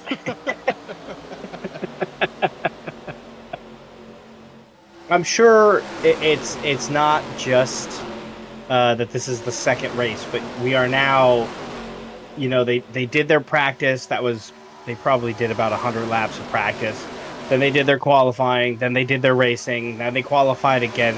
They're probably about 200 to 250 laps in so far. Oh yeah, they are. They're definitely experts at how the track is handling. I'm sure it's just one of those. All right, let's just get to the end of the race. Try to move our way up. Try to figure out what's going on. I would assume on top of that is a little bit of fatigue starts to set in. Doing this many laps. It's got to be. Oh, that's a big one. Oh, that's a big one. Huge wreck on our hands. I saw a car in the air for an extended period of time. And there's a car currently sitting on top of our camera. That's the 32 of Shane Ewing. I think that was the one that was in the air. Jamar Dumas missing a front end. I don't even know if he's going to be able to make it. Yep, he's not going to make it back to pit road. Wow. Huge wreck. Let's take a look here at the 3-wide racing and our replay as soon as I can. Yeah, that was a wild. It looked like it was going to be good, and then I just saw someone swerve a little bit, and then up in the air, and I think it was the 3 and 4 position. So there was nowhere to go for everybody else. Yeah, let's take a look here at what happened. We'll do it in slow-mo as we're focusing there on the 28 of Jamar Dumas. Mike Tellier there in the middle. Ewing, Shane Ewing goes down just a little bit. Jamar minding his own business. And he gets sent head on into the wall. He gets sent in the air. As the rest of the field scatters, he's riding the catch fence. Hey, in Tony Hawk's Pro Skater, that would have been like 3,000 points. Oh man, what a hit from the 8 into the 32. Shane Ewing up and over on his lid. Yeah, there's really nowhere for a lot of that pack to go. There's cars sideways everywhere. Wow. Ewing there. The 96 of Brandon Bookwald around. Yeah, just a lot of people got caught on that one. Adam Stewart's in the back. Yeah, Adam gets caught up in that one. I want to see. I don't know. We're going to have to take a look here. I think Mitchell Adams got away pretty much scot-free. It would be impressive to anyone who got out of that, because there were so many cars sideways. So we'll go in slow motion again. Wall of cars. See the 28 machine up and in the air. Yeah, right there I'm screaming. And Mitchell says, all right, we're going to go low. Hope no one else comes down. He gets a little bit sideways. Didn't have any help. He just kind of caught the apron. Yeah. But he keeps it going. Great Mitchell drift. Adams, you magician. Look at that. Wow. That is very fast acting to avoid that. That was incredible. Mike Tellier there as well. See, the way my brain would have worked would have been like, oh, clearly we tried to skirt through like the narrow opening directly in the middle like we're in a movie and not go around the outside where it's clearly open. That is just race. Right there, 32 just kind of came down on the 97. Somebody blew an engine. That's what that loud crushing sound was. Wasn't the wall. And someone took down the blue cone. R.I.P. and peace cone. Can we get F's in the chat for the cone? But we'll go back live as Tellier trying to catch up with the pack. A lot of cars involved in that one. Yeah, I wonder how many are going to be coming back.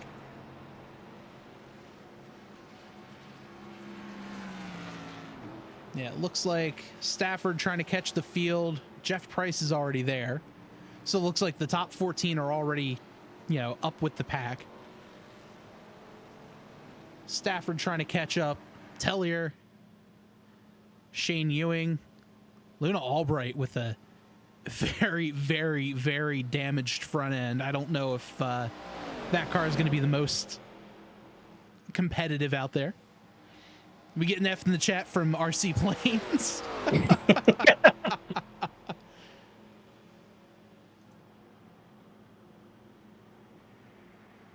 But here's the field on the backstretch, 2x2, getting ready to go back green. We're going to have 16 laps remaining.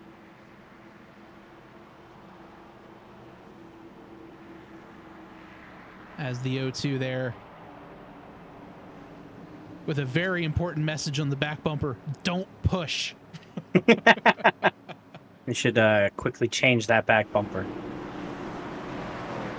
Sombrero John says, look, Mom, leading.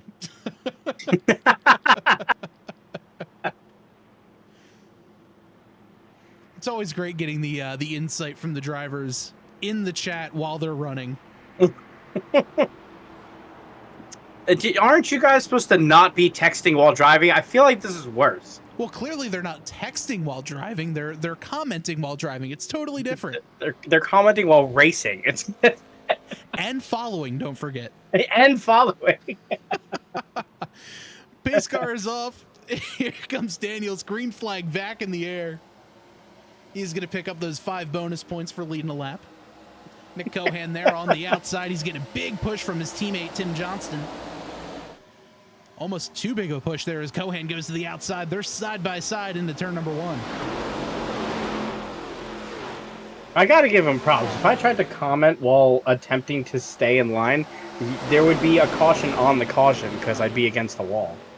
And as we say that, I'm getting reports the Landon Burbage might have just had an incident. Mm. As we check this one out. Yeah, Burbage just coming off a pit road in front of the pack, and yeah, it looks like he was damaged, and he's just going to pull that one off to the side. Meanwhile, out front, Tim Johnston in the lead. He's got the 06 right on his tail. That's Josh Kreider. Nick Cohan there on the outside with Blackwell on his tail.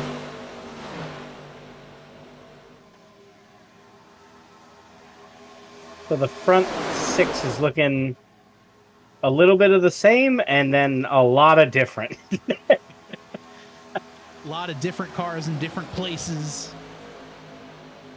All new names as well, so Yeah. it's going to take me a couple of races to remember, oh, okay, that's this car. This car is this name. Gonna be But a we're while getting a for me. little squirrely there coming out of turn 4 as well. It's Kreider right underneath the 82 machine.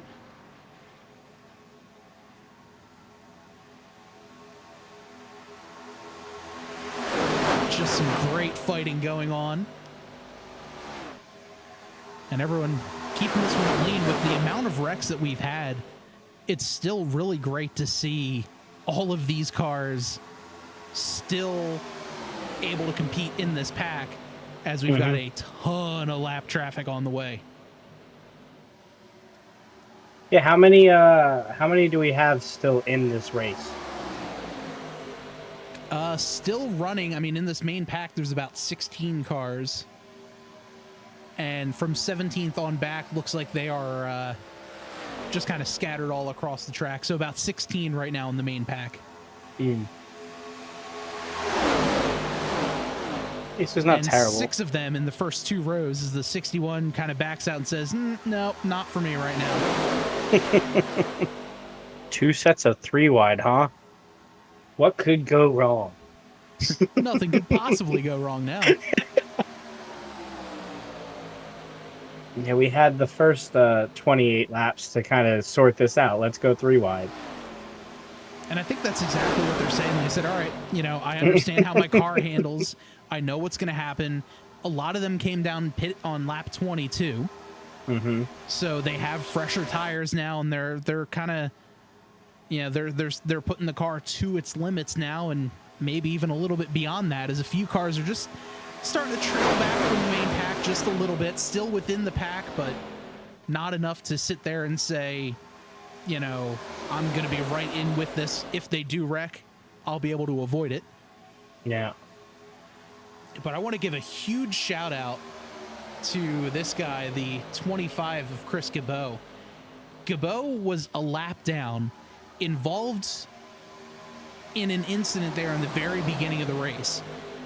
Got the lucky dog, and now he's sitting pretty here in the top 10 racing for what could possibly be a win with 11 laps to go. Yeah, what a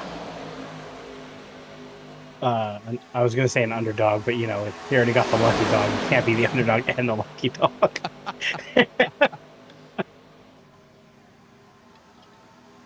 So a good battle brewing here at the top of the leaderboard.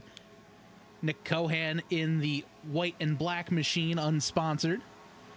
Tim Johnston there in the Firebird-esque car. He's going to take the point heading into turn 3. We got the 06 of Josh Kreider in there. In the Trevor Project machine.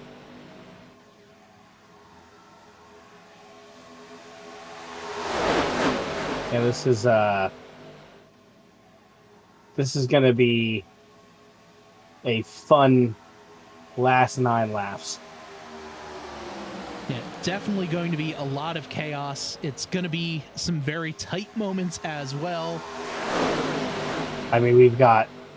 Oh, trouble! The 59 machine gets turned hard into the wall. Right, Mitchell Adams is there too. And as we said, it's going to be chaos. Chaos has erupted. We'll take a look and see what exactly happened there. But what a tough break for Noah Blackwell. Just bad luck in race number 1. And it continues here in race number 2.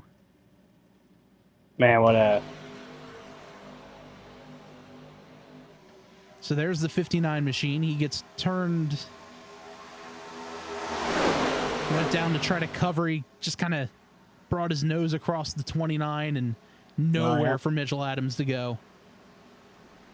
Yeah, unfortunate.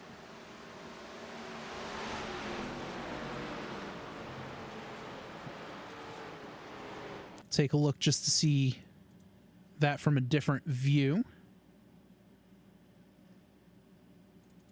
I'd have to imagine that after crashing straight against the wall, that I don't think he's going to be coming back from that one.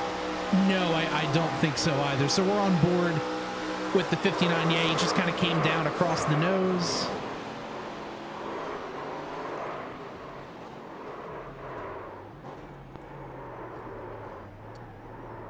Yeah, unfortunate for Mitchell that there was nowhere for him to go. Yeah, just wrong place at the wrong time. Doesn't look like he took a ton of damage, so hopefully maybe he'll be good. Or let's see if he's gonna roll into the pits. Doesn't look like it. Yeah, so here's on board with Mitchell now. Yeah, as we watch this replay, he is rolling into the pits. Yeah, not a whole lot of damage. Might have gotten some right side damage. Could have gotten wheel damage as well. But we'll go back live and yeah, in his pit box there. Not taking tires, so just going to take some fuel and whatever damage is showing up on the car. Yeah, he's turned the engine off. They're doing something a little bit more under the hood of him. Philip Scott having himself a pretty quiet but productive race right now, sitting P13, able to keep it clean. Don't think he got any damage from any of the other wrecks there.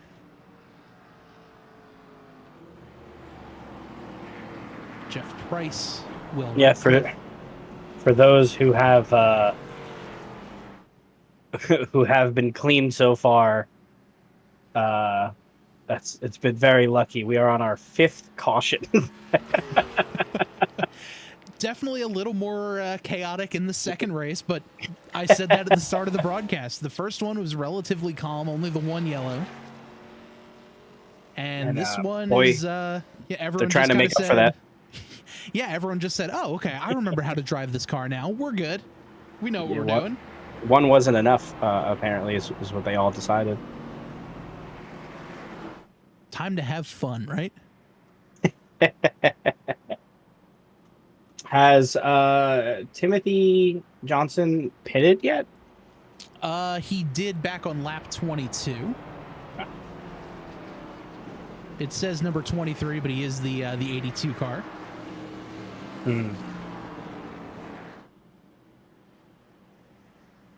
If he wants 23, he can have it for this season. That's my number, typically.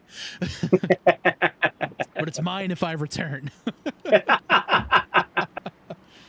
May or may not have to give him all the points that you have so far. Right. It's tied to the number. We don't make the rules. Yada, yada, yada.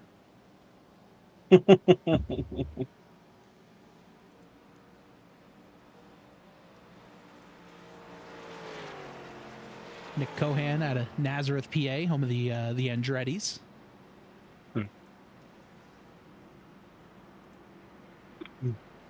As we all collect, we have 6 laps. I'm assuming we got 1, maybe 2 more laps under yellow before we go live. Nope. We are going to go back green this time by. Their side-by-side lights on the pace car are off. I think this is going to get hectic. 6 laps of racing. What do you mean? It's gonna. Fine, it's going to get more hectic. You can't say it's gonna get hectic when we're on our 5th caution. We're already there. That is a very valid point.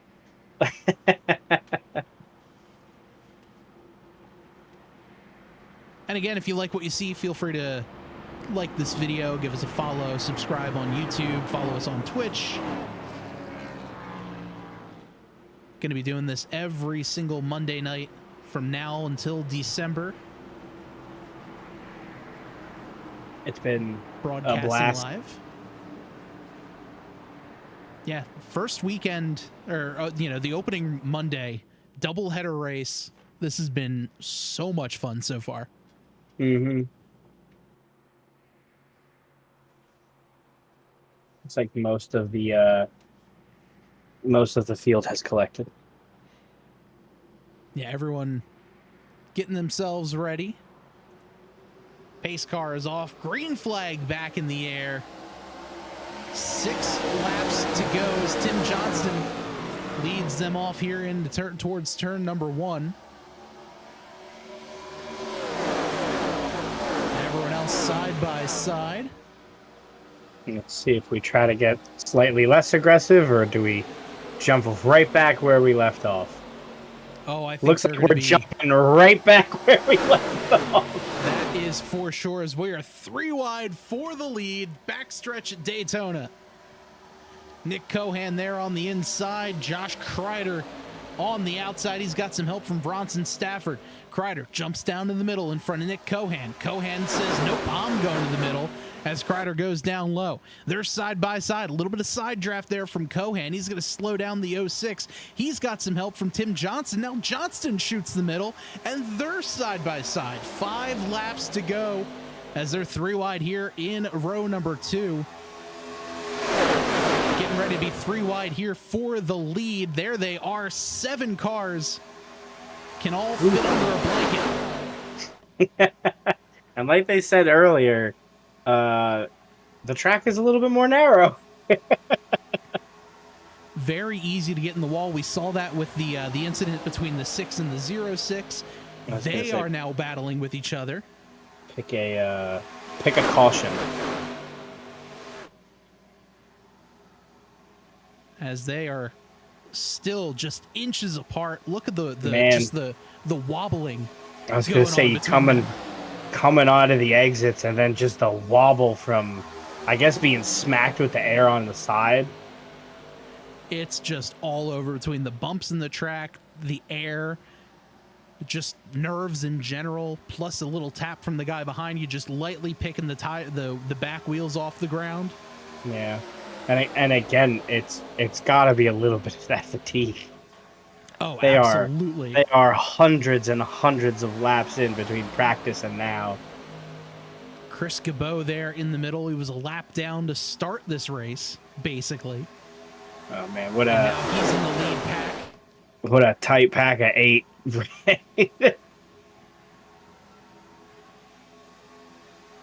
This pack is absolutely energized with 3 laps to go. And Tim is off by Nick. Again, 0.006 seconds. This is going to be interesting here. 2.5 laps remain. Nick Cohan getting pushed by Josh Kreider. Tim Johnson, his teammate there on the outside, with another dizzy teammate behind him, and Chris Cabot. Mike Floppy Tellier gives a little push there in the corner. They're going to slow down enough for Bronson Stafford to catch up. And there's the 0-2 as well, and they're going to start to separate just a little bit. I wonder if there's going to be lead. I wonder if there's going to be another photo finish, or are we going to have someone steal it? I don't know what's going to happen. Well, we've got a lap and a half to settle things here as they're side by side by side by side. 3 wide yet again for the lead. Mike Tellier this time on the outside. He's got Tim Johnston in middle. And Nick Cohan down on the bottom. Cohan leads it. He's got Kreider down underneath him in P2 on the inside line. Johnston Gabot in the middle. Stafford Tellier there. White flag in the air. 1 more lap to go. Oh, this is close. They're 3 wide for P1 through 7. Yeah. Tellier falls back just a little bit. He's waiting to try to get a big push from his teammate Stafford down the back straightaway. There's the push. Here comes Tellier on the outside. He's next to Johnston. Johnson not able to block. He's going to have to rely on a big push from his teammate, who doesn't have much of a push from the 39 of Jeff Price out back. On the down low, here comes Nick Cohan. Kreider, Johnson gets turned. Cohan gets turned. Cohan upside down. Underwood is going to take this one. What a finish! What a finish as they all wreck across the man. line. Brian Underwood, out of nowhere, Now there's that steal I was talking about is gonna steal that one. by not moving. Everyone wrecked around him. What a finish. As we'll throw this one into the tabletop trio replay machine. Oh man, talk about a finish. I don't know what just happened there. First of all, let's ride on board with the 6 car, our eventual winner. He's third in line when this all happened. So he gets hit, gets forced down low, as everybody races and wrecks behind him. Insane. Just the chaos behind it. I have no idea what just happened there. That was I don't even know. I was trying to follow. I don't know who triggered what. Yeah, 27 got cornered. And look at that. Jeff Price finishes third. Backwards. Was he? Where did Mitch end up with placing? Because he was far back. Yeah, look at that. There's Mitchell in the orange and blue 49 machine. Yeah. Mitchell came across in P6. There's the 39, sideways heading towards the infield. As the 6 crosses the line, the 25 crosses the line, and the 39 is backwards. Yeah. So you were talking about Chris. I feel like you willed him into second. I really think I did, as man, he was a lap down, and you're definitely going to have to ask him that when we get to the when we get over to the replay or the interviews again, because that was intense. Oh man. I mean, this is the last lap here. We'll let that one play as we start dragging some guys into the interview room, as we'll try to get the top 3 guys into interview rating. We'll move Chris into the waiting room as well, but we'll let's start off these interviews. In third place, we've got just what an absolute finish here, as we're going to bring in the third place finisher for tonight's race, driver of the number 39 car, Jeff Price. Jeff, I don't even know how to describe that last lap. What did you see from your vantage point? Well, it was all coming together, and then it wasn't, and then it was. So it was really strange. Like, you know, I suck at Super Speedway, so usually I'm the guy that tries to hang back and grab a position, but that middle was just too enticing, so I got up in there and just was pushing as hard as I could, and next thing I know, they were wrecking in front of me, and I'm like, oh, opening, oh, never mind. And the next thing I know, I'm sliding across start-finish line backwards and then up into the catch fence and sliding down the rest of the straightaway on my lid. So, no, that was those 2 races were a blast, man. It was a lot of fun. I'm glad to be back in the series. Yeah, I cannot believe, you know, because we have the replay of the last lap going right now. Entering turn 3, I think you were back in 8th or 9th in the middle there. And I'm thinking, all right, it's going to be one of the guys in like the first couple of rows, maybe on the bottom. And then just everyone kind of came together at the same point. And next thing you know, I see you sliding backwards across the line. That was wild.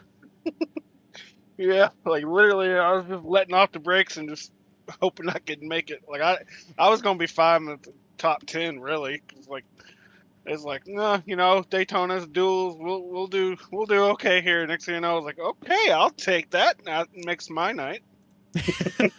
Like it seems like every wreck that happened in that second race was right next to me. So like either I was dodging it to the apron or getting hit, one or the other. Well, Jeff, congrats there on the third place finish. Before we let you go, do you have any shout outs for us? Yeah, big shout out for Back Channel Productions on YouTube. He's stuck with me for like 6-7 years now. Major supporter of mine, so I just want to thank Nick over there. And you know, they do all kinds of monster truck stuff, little old arena stuff that has kind of a niche community, but it's a lot of fun to watch those. Dirt racing, all kinds of stuff. So check out Back Channel Productions. Y'all for broadcasting. Got subscribed over to y'all, so hopefully we can get y'all some more subscribers over here too, and then everybody in the series to putting this on. It's a load of fun. Awesome. Well, Jeff, congrats again on the third place finish, and looking forward to seeing you next week at Richmond. Absolutely, I'll be there. All right. Well, that's Jeff Price, our third place finisher here for tonight's race. In second place, Joe, I believe you've caught up with our second place finisher, the driver of the number 25 machine, Chris Cabot. Yes, Chris, wild race for you. You were down a lap at some point. You got the lucky dog, and then you end up finishing second. Yeah, it was wild. I got caught up in that big wreck on the first lap. I had quite a bit of damage. It took me till over half the race was over before I got the thing fixed. So yeah, quite the interesting race tonight. I noticed you were helping out Tim for most of that. Was the plan to kind of push him up to get the win, or were you trying to sneak through at the end there? Yeah, Tim's a teammate of mine. I was trying to stick with him. I wanted to push him to the win. It sucks that, you know, in the first race tonight, he missed out by just a couple inches. So it would have been cool to get him the win tonight. That was my plan, was to push him. I was not trying to split the middle, and I ended up kind of screwing both of us, I guess. Well, looking through the replay, I don't think you really had anything you could do. I mean, again, congrats for second. It was a crazy replay as we were trying to follow what happened at the end there. Do you have any shout outs that you want to?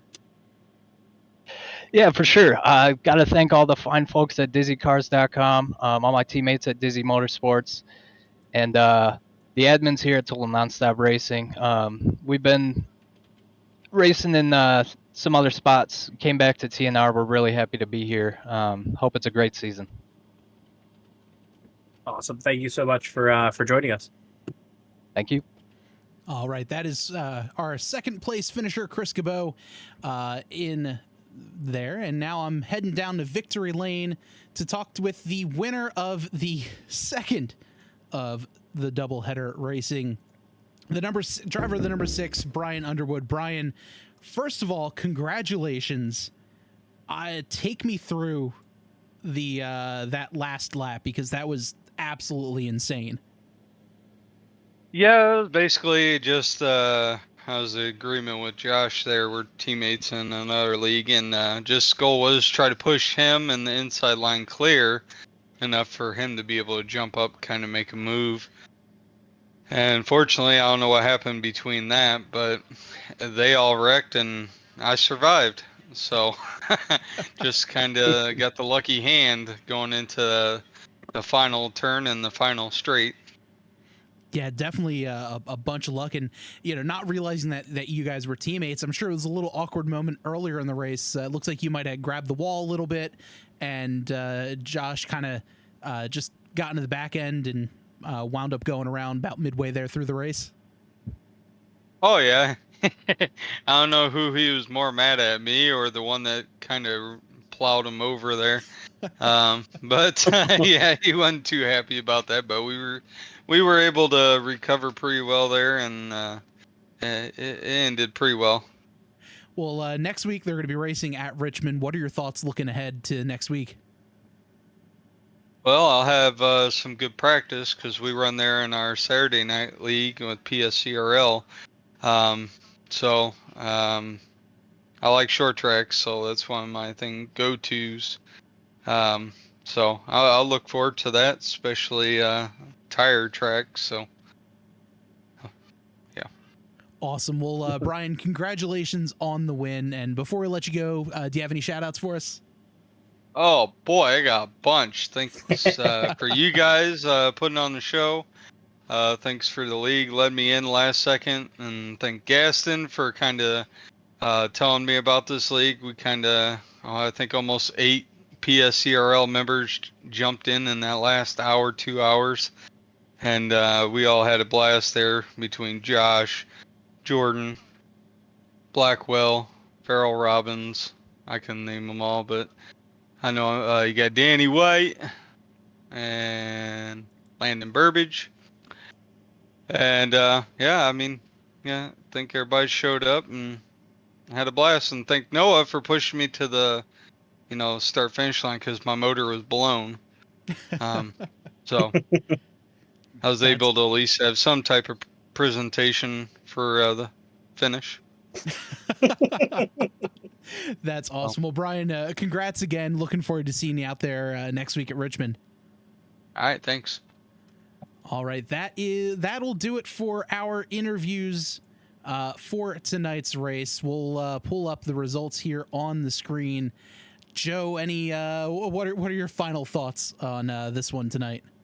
When I said the finish was gonna be crazy, that was not what I was expecting. But man, what a just a fantastic set of races. We had a really, really close one on the start, and then we had just a crazy one for the second. So really feel like it sets the tone for the season. It's going to be just super exciting the whole season. Yeah, this is going to be a fantastic season. Hopefully everyone here in chat will be joining us along for that. Let's take a look here at the final positioning of everybody out there tonight. Brian Underwood, as you just heard, got the win. Chris Gibbo in second, Jeff Price third, John Daniels making his way up to fourth, and Mike Floppy Tellier, good run for him tonight in P5. Mitchell Adams finishes in sixth, Noah Blackwell in seventh, Farrell Robbins in eighth, Garrett Gleason, great run for G Money tonight. The commish himself finishes P9, and Josh Kreider rounds out the top 10. Philip Scott in P11, Nick Cohan in 12th after basically leading coming out of turn number 4. Bronson Stafford 13th. Tim Johnston in 14th, and Jonathan Gaston rounds out the top 15 and the drivers on the lead lap. 16th place goes to Will Ratcliffe. Shane Ewing, in 17th. Brendan Bookwald in 18th. In 19th is Robert Tripp. Anthony DeBarro in 20th. Luna Albright 21st. Adam Stewart 22nd. Jason Schue 23rd. Landon Burbage 24th. Jamar Dumas in 25th and final position for tonight. Well, that will just about do it for us here on the Total Nonstop Racing League Tabletop Trio family of channels, both on Twitch and YouTube. If you like what you see, don't forget to follow and like this video. Subscribe on YouTube, give us a follow on Twitch as well. You can join us this Wednesday for more of a breakdown on the Tabletop Trio podcast, Wednesday nights on Twitch, 8 o'clock Eastern, and then on anywhere else you find a podcast later on. For one final time, I am Bob Giaquinto. I'm Joe Nunziata. And this has been the Tabletop Trio Racing Series, Total Nonstop Racing League here at Daytona. Have a great night.